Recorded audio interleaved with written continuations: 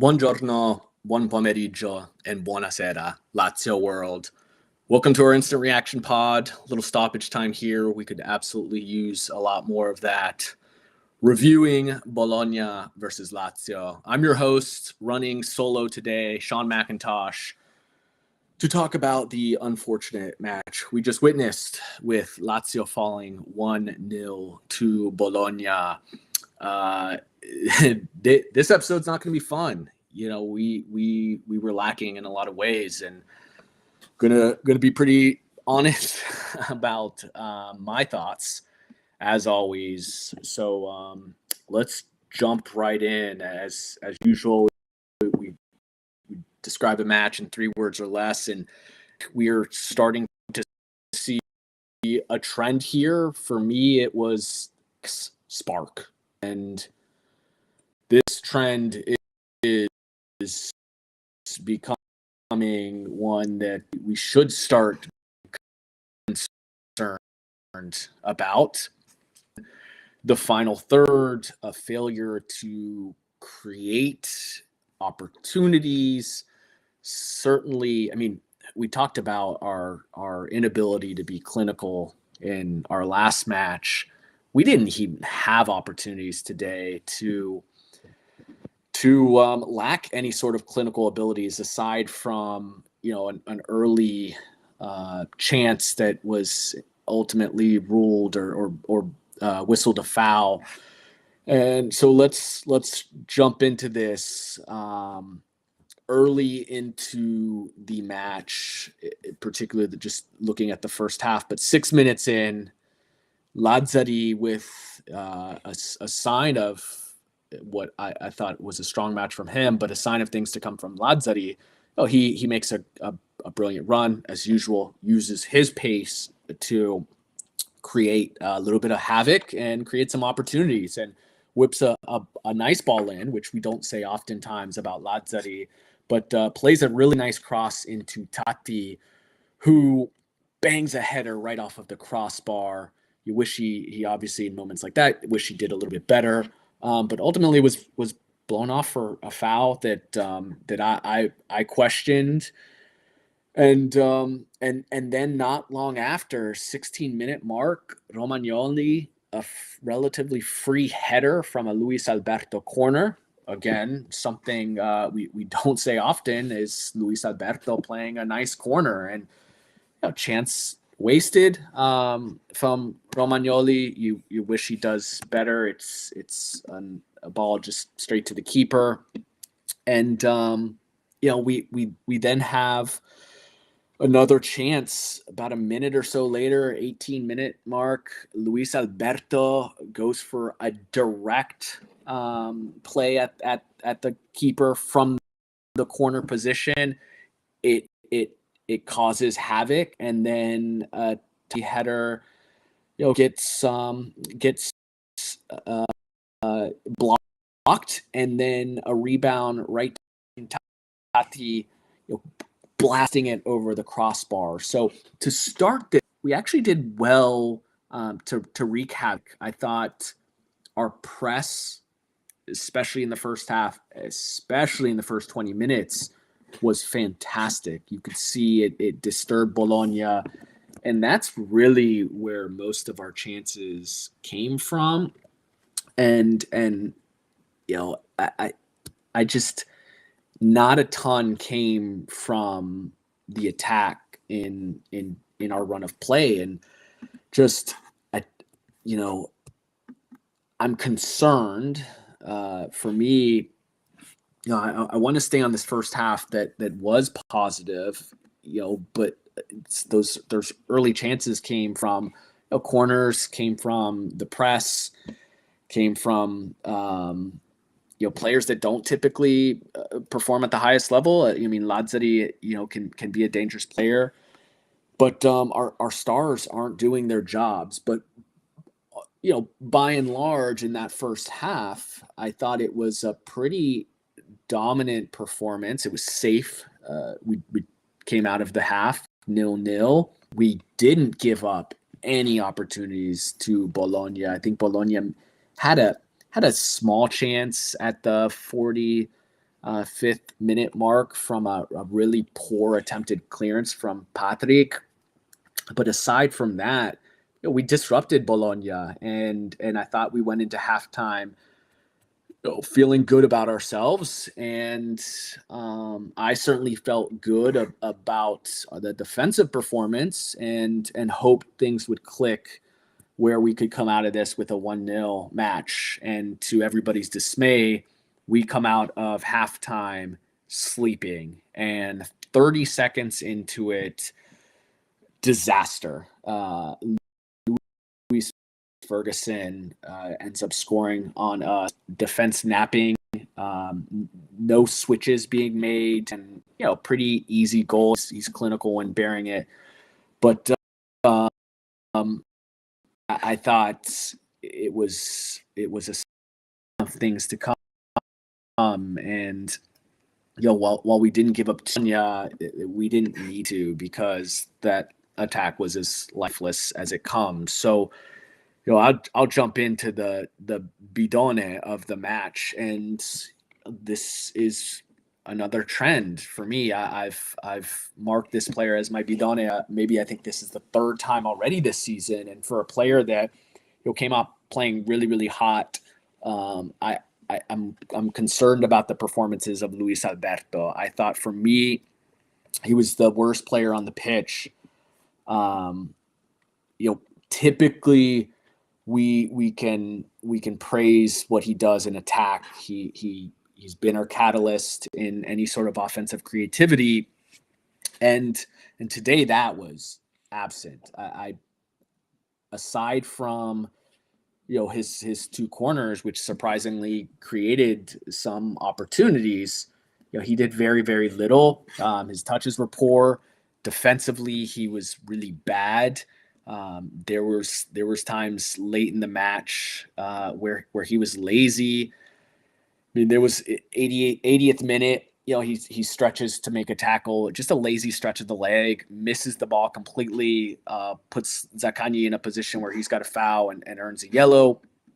And so I just thought, again, for Luis Alberto, you expect so much out of him. We know how brilliant he can be, but just you gotta pin a failure in the attack on your most creative player, the player who demands the ball, the player who we know at his best can be world class, and he has not been that. And certainly tonight he was bad in so many phases of the game. And you think about other players like Felipe Anderson, who we know can be frustrating, oftentimes in the attack, can give us a ton on the defensive end. And Luis Alberto, that can be the challenge with the player like him, because when he's not giving you much on the defensive phase of the game, so you have to question contributing to the team. I thought done better to sub him out earlier. I wanted to see come in. It went in pretty early that Luis didn't have it, so I know you hope that a player like him can switch on, but I wanted Luis Alberto to be on the bench to start this match anyways. And when we previewed this one, I thought this was the opportunity to start Kamada and see what he can bring, knowing that we've got Feyenoord, a massive Champions League match, a match that could dictate our fate in this Champions League. And Luis just didn't have it, and we're going to need him at his best for Feyenoord. We're going to need him at his best for the Derby della Capitale. And I thought he was really, really poor. Aside from how poor he was, I don't know that any other players overwhelmingly from an individual standpoint played that poor, but we're not seeing our star players. We aren't seeing the Zaccagnis. We aren't seeing, we're not seeing Felipe Anderson from the offensive side. Cheeto, came on late, and the players that we're so often seeing making impacts aren't doing it. I didn't think Pedro was fine, but didn't ultimately make a big difference in the match. So I just, it. I don't know where the failure in attack is coming from. There seems to be confusion. We saw it a few times with a couple opportunities and a couple 1-2s, some miscommunication. There was 78th minute, Guendouzi and Felipe Anderson, who I thought linked up pretty well, but late in the match, we're fighting and putting pressure on, and Felipe Guendouzi doesn't read it and passes the ball out of bounds, thinking that Guendouzi was going to be there. So there's just a lack of precision going on and it's the wrong time for this to happen. We've got to look at this unit in attack. We've got to look at this midfield, and we need to start asking questions about people's places. And for me, that starts and ends with Luis Alberto. I think from my point of view, I'd like to see Kamada in that position. And we've seen Luis Alberto for all of his antics off the pitch, and we know how upset he is when you sub him off early. We've seen it; it's visible. He's not one to shy away from making comments in the press. But to his credit, he is somebody in the past who has responded really well to being benched. And anytime I feel like he feels comfortable in his place is when we start to see a dip in performance. And right now, maybe he's too comfortable, and it's time to switch things up. It's time to see Kamada in there. Likewise, I was happy. We've been calling for Isaacson to come in. I was happy to see him. It's tough. It's tough. Uda makes the comment on YouTube that we need to send Isaacson back to Denmark. I think it's tough because he has not gotten a consistent run, and coming in so late to the match where the entire team is forced to just press and they're forced to make quick decisions very much under pressure, and they're not necessarily playing their game. I did like that he was trying to attack. I'll say this. I thought the end of the match in the 95th minute, Isaacson gets taken down twice with no calls. Maybe that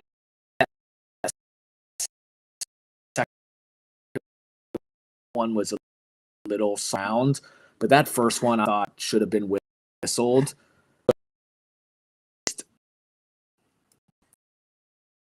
It's really tough.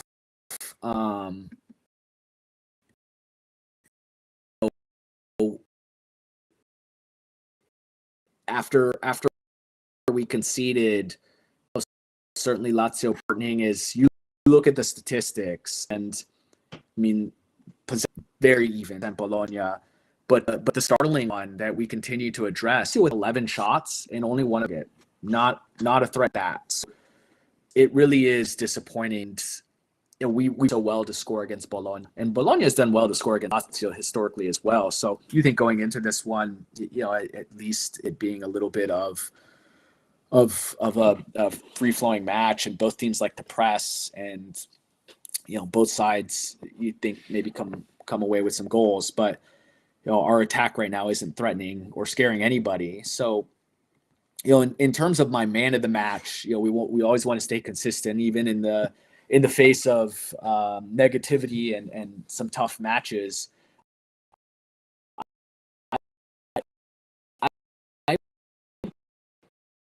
I'd like to give it. I thought Lazzari was, from the moment the match started, he tosses the ball in, but he was cutting off passes. He was all over the place, and he had a few really nice tackles that stopped Bologna from threatening positions. And I think he is one of our few players that can make a difference. And then the other player I'd like to shout out is Guendouzi. Not a guy that helped us offensively in a ton of ways, but I loved his energy. I thought he was all over the pitch. His early, especially his first 20 minutes, the pressing that Guendouzi was able to do created opportunities, created turnovers, and he played his part in contributing to potential attack positions. And the rest of the players failed, in those moments. Tati wasn't particularly great. I mean, so aside from those two players, I didn't see a ton of positive signs from anybody else. I mean, this match is probably the most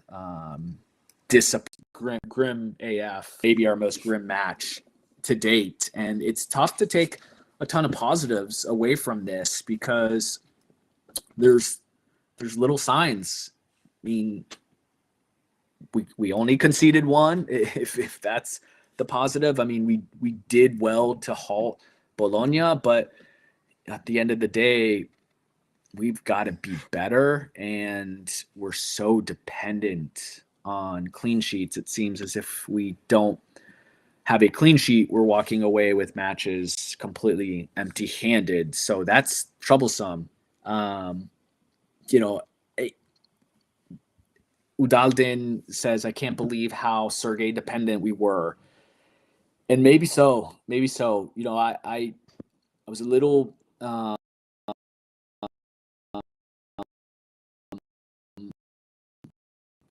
averse to I thought maybe it was an overrated take from maybe we Sergei dependent.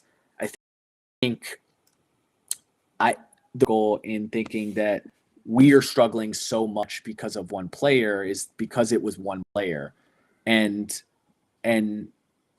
we're seeing a quality from a number of players that you wouldn't expect it from. Zaccagni is not old. He's in the prime of his career. Felipe in the prime of his career. Ciro Immobile, obviously he's not in the prime of his career. And honestly, Ciro is not even getting opportunities. So it's hard to really pin anything on him because when we've seen Patti come in, there's not a lot of change in our ability to score goals. I just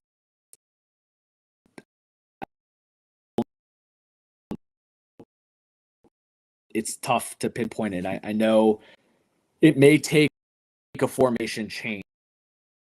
It may take these guys to relook at each other and what they're doing, and that change has got to come from Sadi, because today was a massive opportunity to, at least in the meantime, ahead of the rest of Serie A playing their matches, to be in the top 5 and to have 4 wins in a row. But instead, we had our Champions League match and no time to pity. There's no time to second guess themselves. I think there is a lack of confidence going on, but they've got to get a result at Feyenoord. And so where that comes from and how they're going to score, and when you really think about it, the lack of scoring is particularly disheartening because one of the big goals that we scored this year was from our goalkeeper, Providel, in the 95th minute. A couple other 95th minute goals as well. So if you just looked at what we're doing within the span of 90 minutes, it's even more grim. And so the positive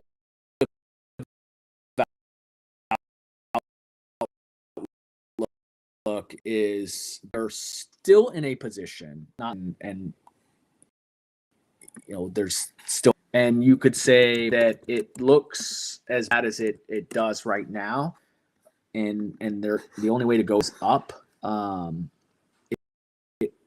We're 8th in the table with 16 points.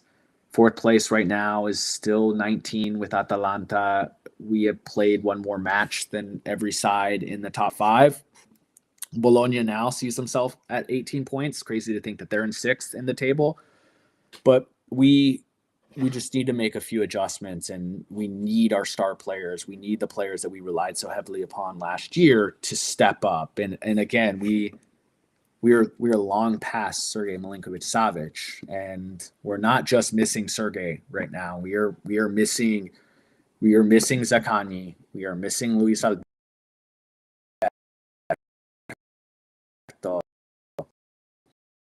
We are missing Felipe Anderson from an attack, because I always want to for what he is able to do on the defensive side of things. So we need those players that played so well. I mean, think about our back line. Casale, not even a part of this match to pivotal man pairing with Romagnoli. So you just a lot of questions to be asked about why so many of these players are underperforming. Ultimately, that manager, and by no means saying it's time for Sadi out, but you have to ask the manager those questions, and it is time for him to play his part in making whatever necessary changes have to be made for us to see some results and get back to winning ways and threatening, because losing and dropping points to the Bolognas, to the Lecces, to the Empolis is not going to produce what we want this season. And there's no mistake about it. After the transfer window we had, after the season we had last year, it is a top 4 or bust. And for us to take that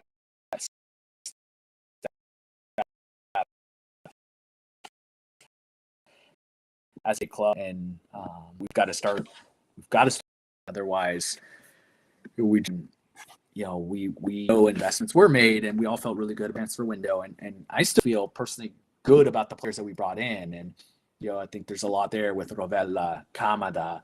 So I'm giving up on Isaacson, because it's tough for players, particularly players coming from other leagues, to grasp Serie A, particularly Sadi's system. And it's even harder for them to make the impacts you expect playing so little minutes. So I do want to stress the importance of giving a player like Isaacson time. But the guys that have been here, that have produced, that know this league well, are the ones that need to start stepping up in a big way. So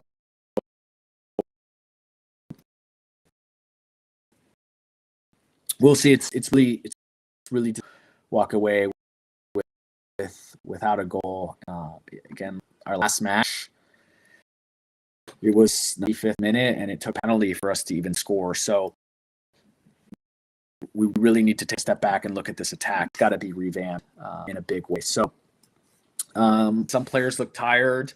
I think we talked about the press. I thought the prong in the first 20, 30 minutes. You can only do that for so long, and that takes a ton out of players. And when you don't create chances from that press, and the press did so well to turn the ball over and create opportunities, and then your attacking players aren't finishing those off, it adds to that. There's a disappointment that comes with it, and players start holding their heads down and start giving a little bit less effort when they don't see the fruit from that. So we have depth. I do believe we have depth. We believe that there's quality in this side to rotate.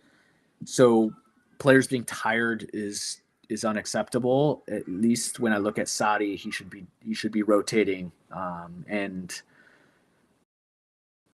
maybe Feyenoord. It's going to be tough to look at for a match. So looking at Feyenoord, though, in terms of what I'd like to see, I think in that starting position, I think Pedro has been really strong off bench, and he provides a threat when we need him. But Zaccagni, for me, has to be in that starting 11, despite not off the bench today. I think Cheadle has to start. I wanted to see him today. I wanted to see him build off of scoring that penalty.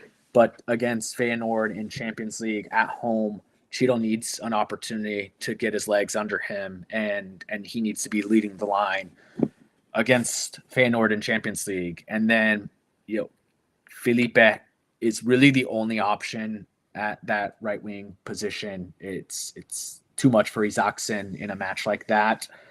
And our midfield, for me, has to be Kamada.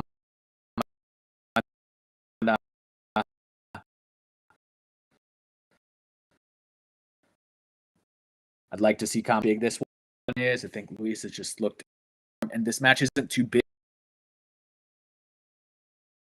Significant matches during his time at Frankfurt winning European trophies. So I'd like to hope that fuels Luis. Didn't particularly shine today.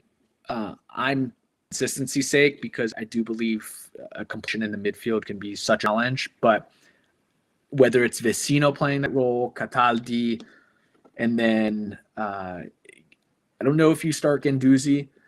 And I do think Vecino needs to find his way into that midfield in a Champions League match, because he's a difference maker. He's been a difference maker for us, and he provides such strong leadership. So I believe he needs to be a part of that midfield three. And then the back line can stay the same. I thought Lazio, again, was strong today, and he really is one of the few players that's providing any sort of threat in attack. And let's go with Pellegrini at left back. I know Caleb and myself have been calling for that to be the case a lot more frequently than it has been. So pairing match, other than that silly hit was lazy, but you're always going to moment like that from Patrick. And we've got to go out, and it is a must-win match from league fixture, and then we're on to the delay. So we'll be here to cover it, though, and we've got to see some better results. Not a ton. I wish I could be a little bit more positive about this. I will say kudos to Bologna. The atmosphere on TV sounded electric, and their fans did well to create an atmosphere that I don't know if that, I mean, Lazio's used to playing in pretty strong atmospheres, but I think it certainly boosted Bologna's performance.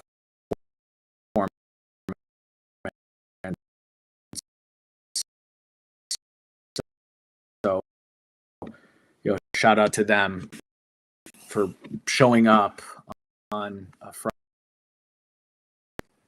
Let's hope for better results. We've got to be seeing ourselves playing in Europa, and that's never fun. So we'll cover it. We'll be here midweek, cover Champions League, and then Derby on Sunday. Subscribe to our YouTube channel. If your list forms, please rate a long way to helping us grow, and we want to continue doing more and more and add to this. But it takes your support to help us. We appreciate it. As always, sempre Forza Lazio.